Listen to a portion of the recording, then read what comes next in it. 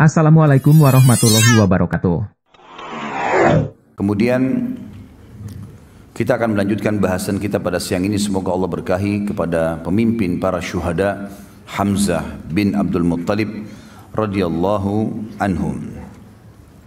Hamzah, teman-teman sekalian, sosok yang susah sekali sebenarnya untuk digambarkan kepribadian. Penuh dengan semua kelebihan seorang laki-laki.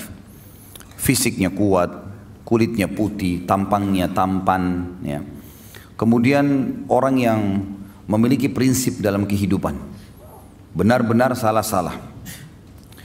Dan Hamzah ini radhiyallahu anhu, nasabnya adalah Hamzah bin Abdul Muttalib bin Hashim, dan punya kunya Abu Umarah atau Abu Ya'la. Ada dua. Tentu ayahnya Abdul Muttalib kakek baginda Nabi alaihi salatu wassalam, dan Abdul Muttalib sendiri memiliki 16 orang anak. 10 orang laki-laki dan 6 orang perempuan. 10 orang laki-laki ini ada 6 orang diantaranya yang meninggal sebelum masa kenabian, yaitu anak pertama Abdul Muttalib namanya Harith, kemudian Dhirar, kemudian Hijir, kemudian Muqaddam, kemudian Zubair dan Abdullah, ayah Nabi alaihissalam. Ini 6 orang meninggal sebelum masa kenabian. Sementara ada 4 orang dari laki-laki yang mendapatkan fase kenabian. 2 orang beriman dan 2 orang dalam keadaan kafir.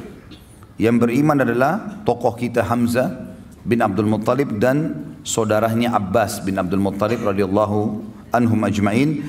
Dan yang meninggal dalam keadaan kufur sementara mendapatkan fase kenabian adalah Abu Talib dan Abu Lahab. Dan Abu Lahab namanya adalah Abdul Izz. Sementara dari perempuan 6 orang, nama-nama tante-tante Nabi SAW atau saudarinya Hamzah adalah Sofiyah. Dan Sofiyah ini dipastikan masuk Islam. Dia adalah ibunya Zubair bin Awam. Kemudian Ummu Hakim, Atiqah, Umaymah, Afwah dan Bariyah. 6 orang nama ini, nama perempuan Sofiyah, Ummu Hakim, Atiqah, Umaymah, Afwah dan juga Bariyah, ya. Ini semuanya disebutkan. Yang saya temukan adalah yang masuk Islam Sofiyah. Kalau yang lain Allahu alam saya belum temukan. Kalau teman-teman temukan, alhamdulillah bisa jadikan sebagai referensi. Ibu beliau bernama Hawla binti Wuhaib dari Bani Zuhrah, dan dia lahir bersamaan dengan lahirnya Nabi Muhammad alaihi salatu wassalam. Ya, jadi memang walaupun dia posisinya paman, tapi lahirnya tahun yang sama dengan lahirnya Nabi SAW. Makanya dikatakan Hamzah seumur dengan Nabi SAW. Dan selain paman, juga seumur dengan Nabi SAW, dia juga adalah saudara susuan Nabi SAW. Ya. Jadi ada seorang wanita yang saya lihat hampir semua ulama-ulama yang menyusun sejarah mengatakan yang menyusui mereka berdua Thuwaibah maula Abu Lahab. Thuwaibah, seorang budak wanita, pernah menyusui Nabi SAW dan pernah juga menyusui Hamzah dalam waktu yang seketika. Maka dia katakan saudara susu Nabi alaihi salatu wassalam. Hamzah bin Abdul Muttalib, teman-teman sekalian, berjalan seperti biasa di kehidupan Mekah. Di awal-awal dia adalah orang yang sangat kuat secara fisik, tinggi besar, dan sangat ahli dalam memanah. Oleh karena itu dia sangat gemar sekali berburu, gemar sekali. Di masa mudanya semua dihabiskan dengan itu. Dia naik turun gunung, ke padang pasir, lembah-lembah, dan kekuatan fisik yang luar biasa dimiliki. Dia dengan Umar bin Khattab terkenal. Jadi kalau berburu singa, ya.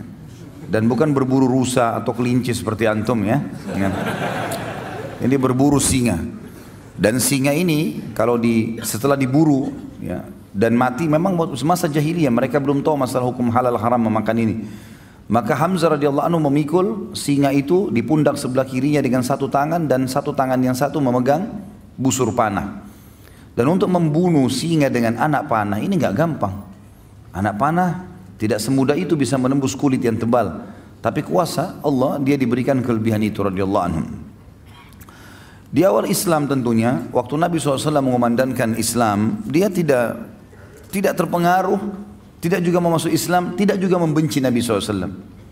Berbeda dengan Abbas. Abbas radhiyallahu anhu nanti kita akan jelaskan, dia tidak masuk Islam untuk menjaga hubungan dengan kaumnya, tapi dia suka dengan Islam. Hamzah tidak cenderung kepada keduanya, tidak ikut-ikutan membenci Islam, tidak juga mendukung keponakannya. Makanya yang paling condong mendukung itu adalah Abu Talib sebenarnya. Tapi yang jelas teman-teman sekalian, ada satu kejadian dengan hikmah Allah terjadilah masuk Islamnya tokoh kita ini dengan tiba-tiba begitu saja.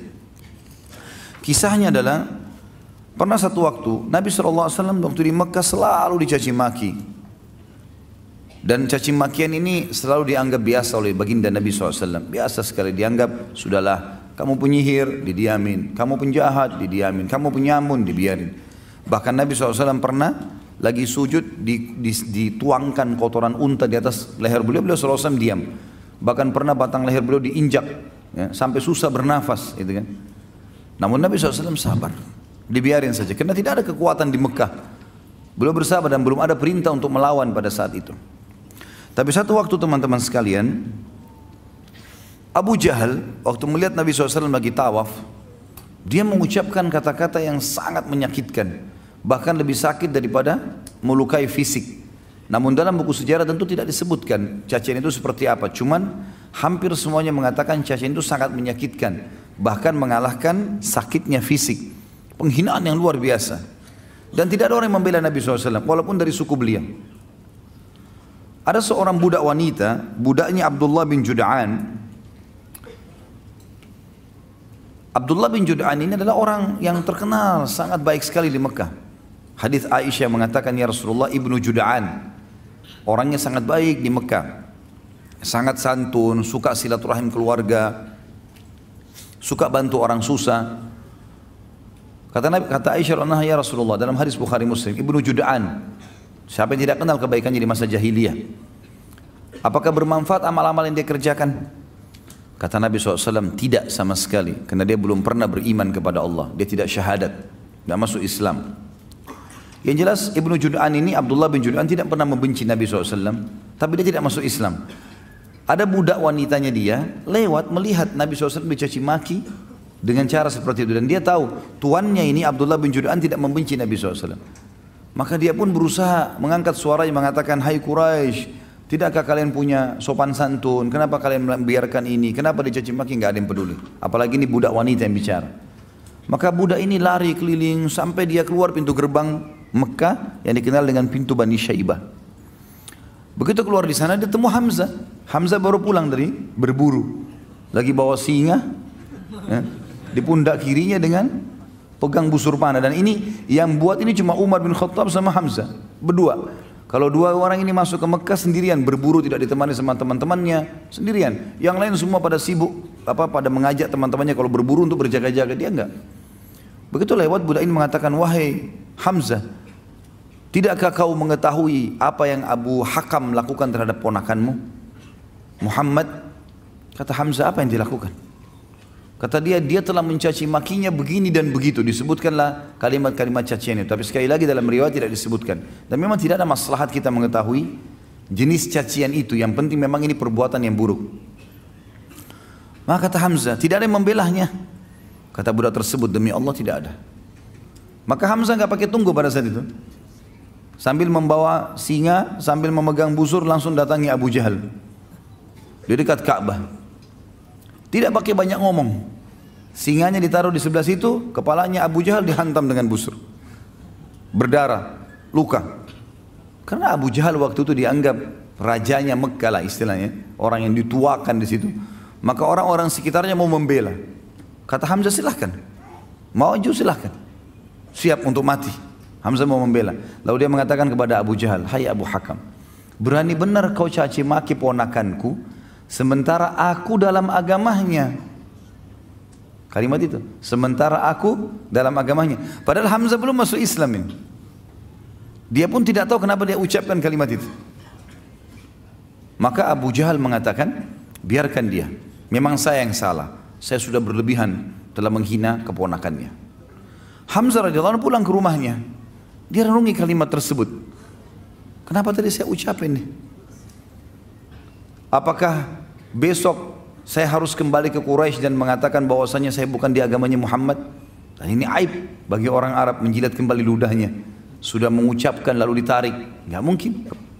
Tapi kalau saya tidak perbaiki, saya bukan muslim, bukan agamanya Muhammad ini. Dia bingung pada saat itu. Pada malam itu dikatakan dalam riwayat-riwayat yang sahih, dia berdoa kepada Allah mengatakan, ya Allah, kalau agama keponakanku Muhammad benar, tanamkan dalam hatiku. Dan kalau seandainya tidak benar, maka hilangkanlah, berikanlah aku solusi dengan Quraisy.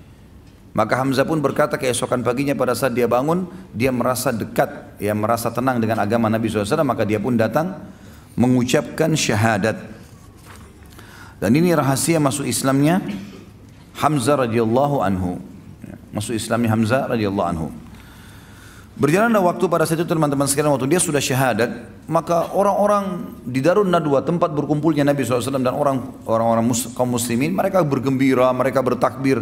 Dan orang-orang Quraisy pada saat tahu Hamzah masuk Islam juga takut. Mereka takut karena Hamzah sendirian bisa melawan banyak orang Quraisy.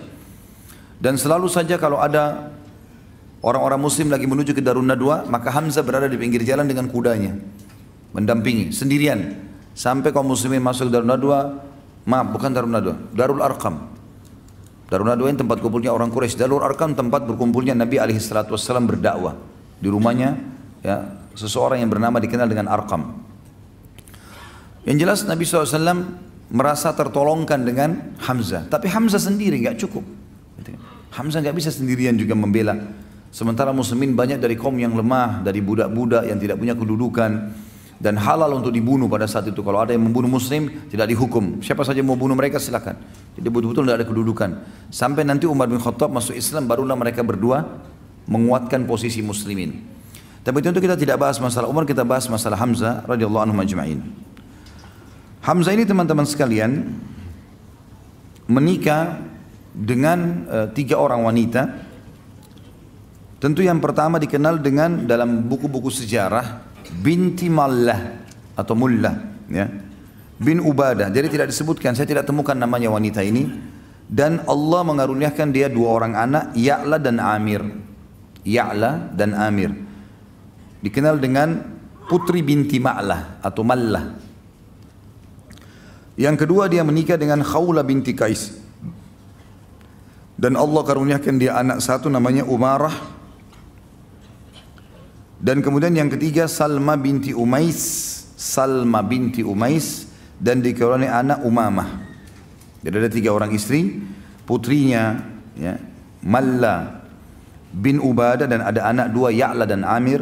Dari istri yang kedua Khawla binti Qais. Dan ini dikaruniai anak Umarah. Dan juga Salma binti Umais dikaruniai Umamah. Jadi Hamzah di sini berarti memiliki kurang lebih 4 orang anak. 4 orang anak. Hamzah radhiyallahu anhu pada saat dikumandangkan hijrah oleh Nabi SAW ke Madinah, maka dia pun hijrah. Dan kiprahnya lebih banyak kelihatan pada saat sudah hijrah ke Madinah. Termasuk yang paling pertama, yang paling menonjol, karena memang seperti judul kita Hamzah, mimpin para syuhada, adalah medan perang.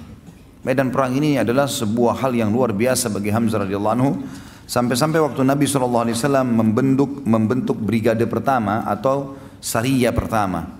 Sariyah kurang lebih 3-100 orang pasukan diutus untuk mengejar pasukan Quraisy. Itu terjadi di tahun 1 Hijriah.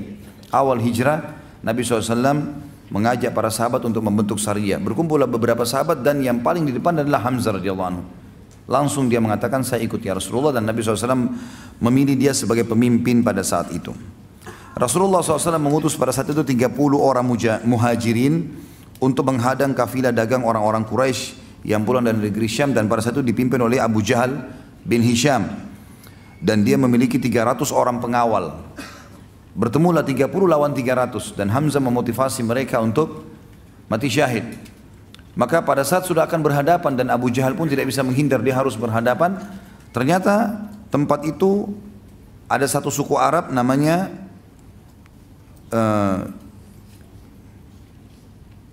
pemimpinnya namanya Majdi bin Amir al-Juhani, dan di sini suku adalah suku al-Juhani, berarti sekutu pada saat itu, ya, sekutu kedua belah pihak. Dia sama Muslim punya urusan kerjasama, sama Quraisy juga ada urusan kerjasama. Lalu Majdi berusaha masuk di tengah-tengah lalu mengatakan tidak ada peperangan di wilayah saya. Kalau mau berperang silakan di luar, tapi di sini jangan. Di tempat suku saya, kekuasaan saya tidak boleh. Maka terjadilah pada saat itu terpisah dan tidak bisa atau tidak jadi peperangan. Dan Hamzah pulang sesuai dengan instruksi Nabi SAW. Kalau kafilah Quraisy dapat, serang, ambil. Kalau enggak, maka pulanglah.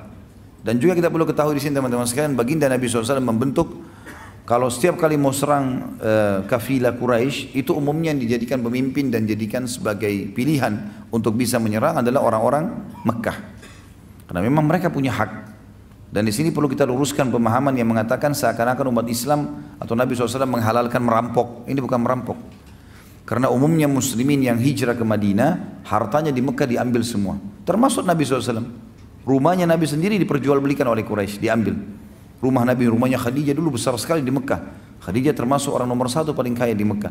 Tapi diambil, direbut oleh orang-orang Quraisy dan diperjualbelikan. Diambil oleh tokoh-tokoh mereka lah. Maka Nabi SAW menyuruh para muhajirin mengambil hak mereka kembali. Karena biasanya kafilah-kafilah dagang ini yang pergi ke negeri Syam, itu yang punya adalah pemimpin-pemimpin Quraisy, termasuk Abu Jahal, Abu Sufyan, Umayyah bin Khalaf dan seterusnya. Maka Nabi SAW menyuruh muhajirin untuk menyerang. Ini maksudnya. Jadi tidak ada sama sekali unsur merampok di sini. Dan jangan disalahfahami teman-teman sekalian. Mungkin ada orang mengatakan, kan Nabi SAW dulu sering utus ya menyerang kafilah-kafilah Quraisy, berarti sekarang kita boleh menahan atau mengambil, merampas dagangannya orang kafir. Ini pemahaman yang salah ini. Ya. Tidak boleh seperti itu. Di sini ada alasan syar'i. Kalau satu suku, satu negara memang dasarnya mengambil, merampas hak kita lalu kita menyerang, itu berbeda. Itu hukum yang lain. Kemudian teman-teman sekalian, kiprah di perang yang lain adalah Badr. Kiprah di perang Badr. Perang Badr terjadi di Ramadan tahun 2 Hijriah. Nabi SAW mengajak siapa saja yang mau dari penduduk Madinah untuk keluar, muslimin. Terkumpul waktu itu bersama Nabi SAW 313 orang. 314 bersama baginda Nabi SAW. Setelah itu termasuk salah satunya adalah Hamzah. Dan Hamzah waktu itu radhiyallahu anhu termasuk ditunjuk oleh Nabi SAW memimpin orang-orang muhajirin. Berangkatlah mereka ke Badr dengan tujuan mengejar kafilahnya Abu Sufyan, yang pada saat itu dikawal kurang lebih 200 atau 300 orang juga. Kemudian pas tiba di wilayah Badr, kafilah Abu Sufyan lolos. Allah sebutkan panjang lebar dalam surah Al-Badr surah Al-Anfal tentang perang Badr ini. Bahkan Allah menamakan dengan perang atau hari Furqan yang membedakan antara kebenaran dan kebatilan. Allah juga menyebutkan tentang perang Badr ini kalau murni di situ ada campur tangan Allah dalam perang Badr. Allah mengatakan dalam surah Al-Anfal, "A'udzubillahi minasyaitonirrajim walau tawa'adtum lakhtalaftum fil mi'ad walakin liyaqdiyallahu amran kana maf'ula." Kalau kalian saling janjian antara pasukan muslim sama pasukan Quraisy, maka kalian tidak akan mungkin bertemu karena dua-duanya belum pernah berperang. Maka agak sulit jiwa pada saat itu untuk berperang. Allah SWT ingin menjadikan perang Badar pemicu supaya muslimin berani untuk mempertahankan kebenaran setelah itu. Yang jelas saudaraku seiman, keluarlah 314 orang ini tiba di wilayah Badar. Ternyata kafilah Abu Sufyan berhasil lewat lembah, gunung, lereng dan berhasil lolos. Tapi sebelumnya Abu Sufyan mengirim surat ke Mekah, kemudian meminta agar Abu Jahal dan grupnya ini semuanya untuk datang, dan terbentuklah 1000 pasukan perang. Beda antara pasukan perang dengan baju besinya, dengan topi besinya, dengan perlengkapan anak-anak panah yang banyak, pedang beberapa beberapa pedang yang dipersiapkan kalau patah, kalau jatuh, itu semua persiapan perang. Kalau persiapan menyerang kafilah beda. 314 orang menyerang 300 orang, berarti berimbang kekuatan atau bahkan muslimin lebih banyak. Cuma tanpa disangka mereka keluar, bahkan banyak di antara sahabat tidak pakai baju besi sama sekali. Ada di antara mereka tidak sama sekali pakai penutup kepala kecuali imamahnya saja. Tidak ada besi yang dipakai karena cuma menyerang kafilah. Apalagi bersama Nabi SAW gitu. Pas tiba di wilayah Badar, lolos kafilah Abu Sufyan. Abu Sufyan berhasil mengirim surat, ternyata sudah keluar 1000 orang pasukan dari Mekah. Dan mereka cuma dipisahkan dengan sebuah gunung. Yang lebih dekat dengan Madinah namanya Udwatid Dunia. Dan yang lebih jauh di seberang gunung namanya Udwatil Quswa. Seperti itulah kurang lebih. Yang terjadi teman-teman sekalian, muslimin tiba di Udwatid Dunia dan musyrikin tiba di Udwatil Quswa. Kafilah sudah lewat. Ya. Kata Allah dalam surah Al-Anfal, "A'udzubillahi minasyaitonir rajim, antum bil udwatid dunya wa hum bil udwatil quswa war rakbu asfala minkum." Ingatlah ketika kalian muslimin tiba di wilayah dunia, sisi gunung yang lebih dekat dengan Madinah, dan orang-orang musyrik Mekah yang 1000 pasukan di Kuswa, di sebelahnya gunung. Dan rakbu, kafilah, asfala minkum, lebih rendah dari kalian, maksudnya sudah berhasil lolos. Ya. Kalau kalian selain janjian maka tidak akan terjadi. Maka ringkas cerita teman-teman sekalian, Allah Subhanahu Wa Taala menyampaikan kepada Nabi Muhammad SAW kalau ada pasukan sudah tiba, gitu kan?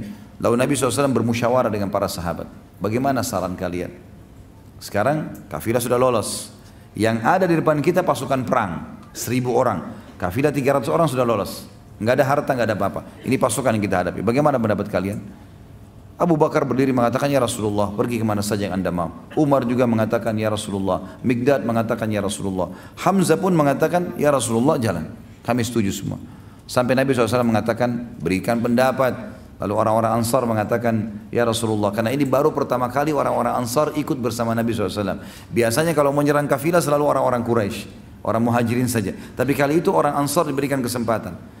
Maka berdirilah Sa'ad radhiyallahu anhu mengatakan, ya Rasulullah, seakan-akan anda menginginkan kami orang Ansar.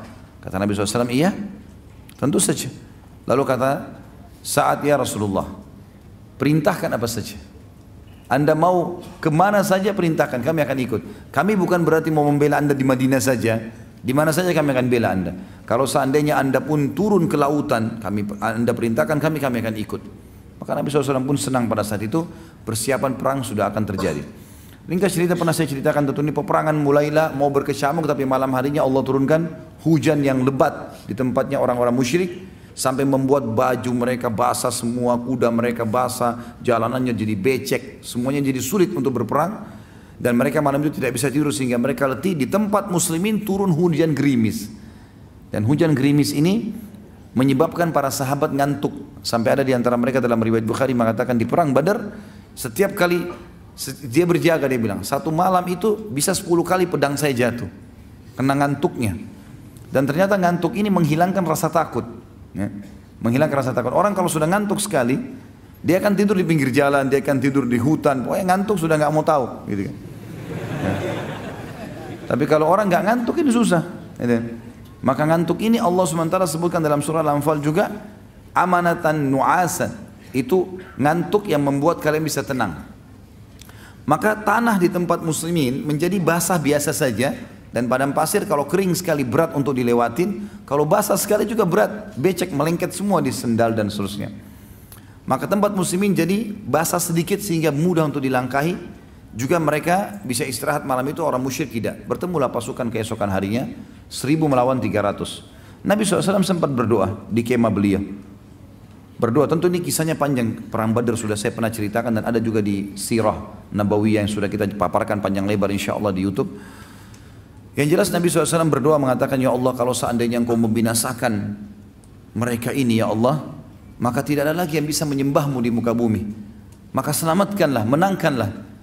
Abu Bakar sempat mengatakan, ya Rasulullah, tenangkan diri anda, Allah sudah menjanjikan kok. Ringkas cerita, Nabi SAW tertidur sejenak, lalu bangun, lalu tersenyum.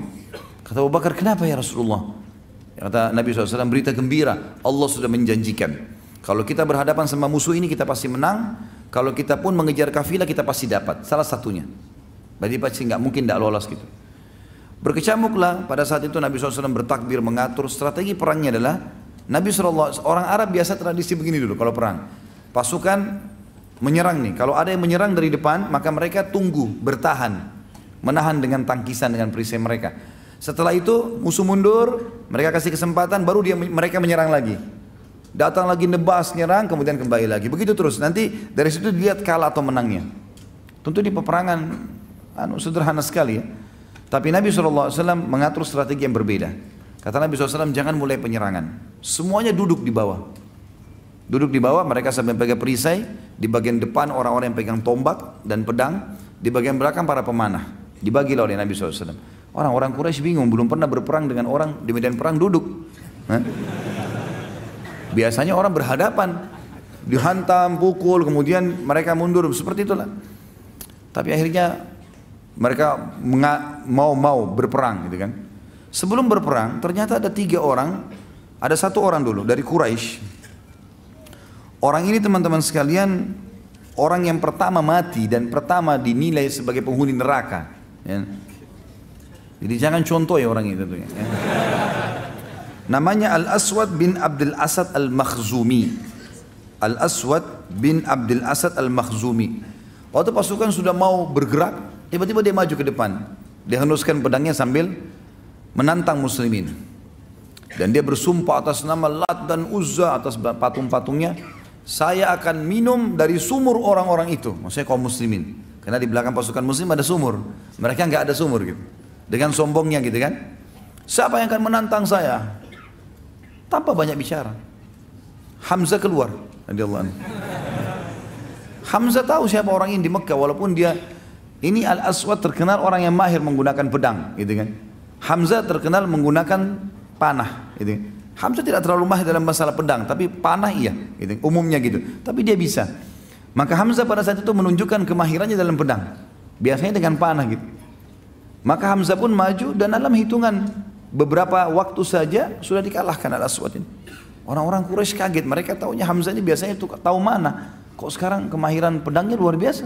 Al-Aswad terkenal dengan pedang, kalah. Dan akhirnya Hamzah menebas kedua betisnya. Terputus betisnya dan Hamzah biarin.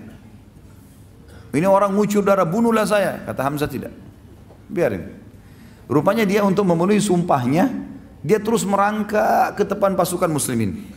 Maksudnya dia mau buktikan kalau dia mau bisa minum gitu kan. Kan tadi dia sumpah, dia harus minum air di tengah-tengah muslimin. Begitu dekat sumur Hamzah bunuh gitu. Supaya sumpahnya tidak terpenuhi gitu. Melihat kejadian tersebut, ada 3 tokoh Quraisy yang lain maju lagi. 3 orang yang maju ini saudara adik kakak dengan anak gitu. Yang dikenal dengan Utbah bin Rabi'ah, Syaibah bin Rabi'ah dan Al-Walid bin Utbah. Utbah bin Rabi'ah dan Syaibah bin Rabi'ah adik kakak. Kemudian Al-Walid bin Utbah anaknya Utbah. Jadi kalau kita susun itu Utbah bin Rabi'ah dengan anaknya Walid bin Utbah. Kemudian ada saudaranya Utbah namanya Syaibah bin Rabi'ah. Keluarlah 3 orang ini dengan menggunakan semuanya topi besi, tinggal matanya yang kelihatan. Siapa yang mau menantang duel? Baiklah. Keluar dari muslimin 3 orang, dari Ansar semuanya yang keluar. Auf ibn Harith dan Muawwidh bin Harith. Ini Auf dan Muawwidh, kalau antum pernah dengar yang saya juga sampaikan di masalah perang Uhud, mereka lah berdua yang menebaskan pedangnya ke Abu Jahal, ya, yang umurnya masih 15 sama 16 tahun. 2 orang yang sangat pemberani luar biasa. Auf bin Harith dan juga Muawwidh bin Harith. Gitu. Ada yang mengatakan namanya Mu'ad dan Mu'awwidh, tapi yang jelas namanya sama saja. Ini intinya 2 orang. Dan yang ketiga adalah Abdullah bin Rawaha. Keluarlah mereka, karena mereka tidak pakai imam, tidak pakai topi besi. Mereka keluar tadi mau kejar kafilah saja. Maka kelihatan wajahnya. Orang-orang yang 3 orang tadi, Utbah, Syaibah dan Walid, tidak kenal orang-orang ini. Siapa kalian? Mereka sebutin. Kalau mereka juga punya nasab yang baik di orang-orang Ansar. Lalu tiba-tiba Syaibah mengatakan, hai Muhammad, keluarkan dari suku kami. Kami nggak mau dari orang-orang Madinah ini, jangan. Orang dari suku kami yang setimpal dengan kami. Maka Nabi SAW mengatakan, berdirilah hai Ubaidah. Ubaidah adalah sepupu Nabi SAW. Dan umurnya memang sudah lebih tua dari Hamzah. Kemudian kata Nabi SAW, berdirilah wahai Hamzah dan berdirilah wahai Ali. 3-tiganya dari keluarga Nabi SAW. Untuk menunjukkan kepada mereka, bukan orang sembarangan saya kirim, keluarga saya juga. Saya akan korbankan mereka. Tanda kutip di sini ya, berkorban di jalan Allah maksudnya. Maka pergilah 3 orang ini berhadapan. Lalu karena ketiganya ini mengatakan, siapa kalian? Hamzah memperkenalkan diri. Apakah kalian melupakan saya? Saya Hamzah. Mereka sudah tahu siapa Hamzah. Yang satu Ali. Ali memang masih muda. Lalu yang satu Ubaidah. Ubaidah terkenal. Orang mereka sudah tahu. Maka Ubaidah pun akhirnya melawan Utbah. Nah Ubaidah yang paling tua, dia melawan Utbah bin Rabi'ah. Lalu Hamzah melawan Syaibah bin Rabi'ah. Dan Ali bin Abi Thalib melawan Al-Walid bin Utbah. Dalam sekejap saja, baru beberapa kali serangan dari Utbah ini, atau dari Syaibah ini, dihindari oleh Hamzah dan Hamzah berhasil membunuhnya. Ali bin Abi Thalib pun dalam sekejap setelah Hamzah langsung membunuh Al-Walid. tinggal Ubaidah bersama dengan Utbah, gitu kan? Tinggal dua orang ini. Maka yang terjadi adalah dua-duanya saling menghantamkan pedang dan akhirnya dua-duanya luka. Pada saat luka dan terjatuh, maka Hamzah dan Ali menyelamatkan Ubaidah, dibawa ke pasukan muslimin, lalu kemudian keduanya kembali untuk membunuh Utbah. Dan terbunuhlah 3 orang tokoh Quraisy pada saat itu. Dan pada mereka lah teman-teman sekalian turun firman Allah surah Al-Hijr, tepatnya kepada Hamzah, Ubaidah dan Ali radhiyallahu anhum ajma'in. Surah Al-Hijr yang berbunyi ayat 19, A'udzu billahi minasyaitonir rajim, hadzani khasmani ikhtasamu fi rabbihim. Al-ayat. Sebagaimana diriwayatkan oleh Imam Bukhari nomor 4743, Imam Muslim 3033 dan Ibnu Majah nomor 2835 dari Abu Dzar radhiyallahu anhu bahwa dia bersumpah tentang duel 1 lawan 1 pada saat itu, maksudnya masing-masing bersumpah untuk melawan dari 3 orang Quraisy dan orang-orang muslim akan menjawabnya. Maka Allah turunkan di medan perang pada saat itu ayat ini, yang berarti inilah 2 golongan orang mukmin dan orang kafir yang bertengkar. Mereka bertengkar mengenai Rabb mereka. Maka turunlah ayat ini pada Hamzah dan 2 rekannya golongan mukmin, dan Utbah dan 2 rekannya golongan kafir, ketika mereka berduel satu sama yang lainnya. Tentu setelah itu teman-teman sekalian terjadilah kiprah yang sangat besar dari Hamzah radhiyallahu anhu. Orang-orang Quraisy sudah tidak lagi duel, mereka mulai memicu motivasi dan dia untuk menyerang. Nabi SAW memerintahkan mereka untuk bersiap-siap dan tetap duduk. Maka orang Quraisy mulai menyerang. Begitu mereka menyerang, karena orang di bawah mereka bingung mau menyerang seperti apa.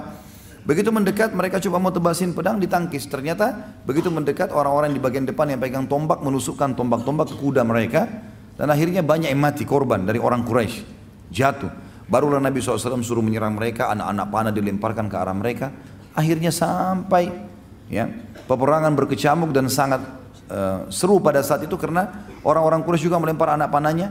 Hanya saja Hamzah dan Ali ya, ini berdua dengan ada satu lagi namanya Asim. 3 orang ini radhiyallahu anhu ajma'in. Kalau tidak salah dari riwayatnya menjelaskan Zubair bersama mereka berempat. Mereka ini sepakat untuk menyerang pemegang benderanya Quraisy. Dan pada zaman dulu sudah pernah saya jelaskan ini, kalau bendera itu simbol kemenangan. Kapan masih ada benderanya, walaupun tinggal 1 orang prajurit tetap menang. Walaupun jumlahnya ribuan tapi bendera nggak ada jatuh berarti kalah. Seperti itulah.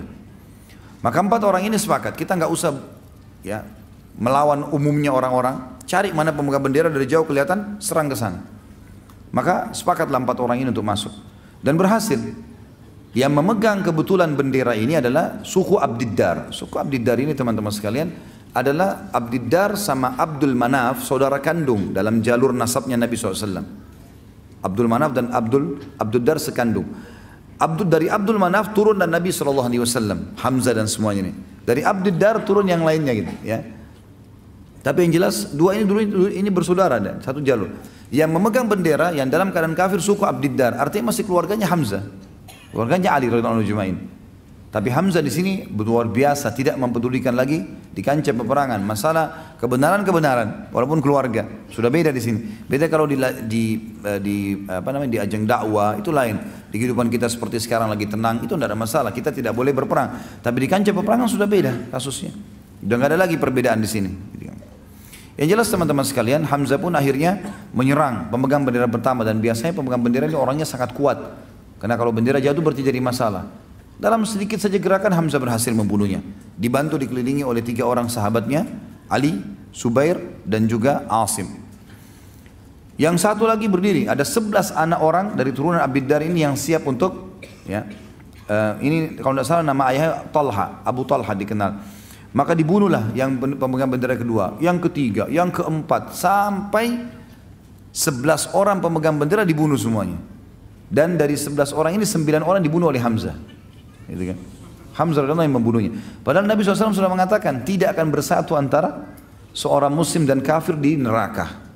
Siapa yang berhasil bunuh 1 orang kafir di kancah peperangan, kalau jihad yang benar, maka tidak akan bersatu antara dia sama kafir itu di neraka. Artinya dijamin masuk surga.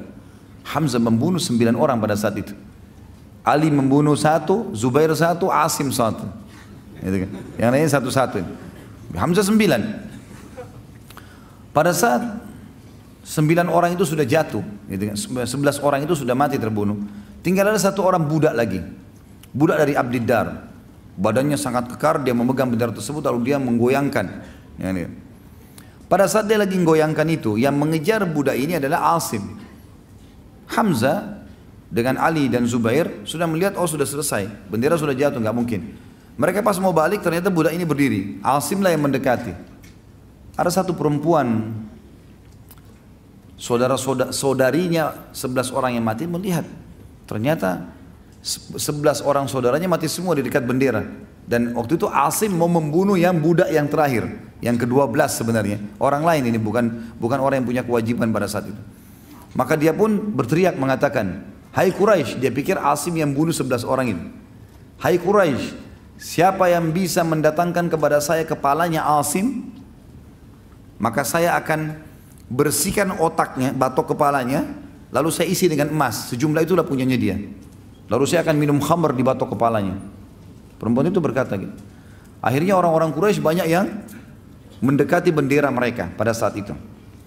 Dan berhasil, pada saat itu orang-orang Quraisy banyak mengejar Asim, dan Asim sempat mundur, ya, artinya mencari lowongan kesempatan untuk menyerang yang lainnya, sampai akhirnya orang-orang Quraisy terkalahkan pada saat itu karena budak ini berhasil dibunuh lagi oleh Hamzah. Jadi Hamzah memanuver dari belakang pasukan dan membunuh budak ini sehingga bendera jatuh. Dan waktu itu sudah tidak ada lagi berani yang memegang bendera karena bendera ini tertancapkan. Dan di situ ada 12 orang yang memang ditugaskan Quraisy untuk memegang bendera. Maka kocar-kacirlah pasukan ini, bubar semuanya, gitu kan. Jadi kita bisa katakan teman-teman sekalian, kemenangan di Badar disebabkan oleh siapa? Setelah Allah SWT, Hamzah. Karena Hamzah membunuh 10 orang sekarang. 9 tadi dari memang pegang bendera, yang 1 ini adalah budak yang juga memegang. Dan akhirnya gara-gara itu lemahlah pasukan Quraisy, terkalahkan mereka.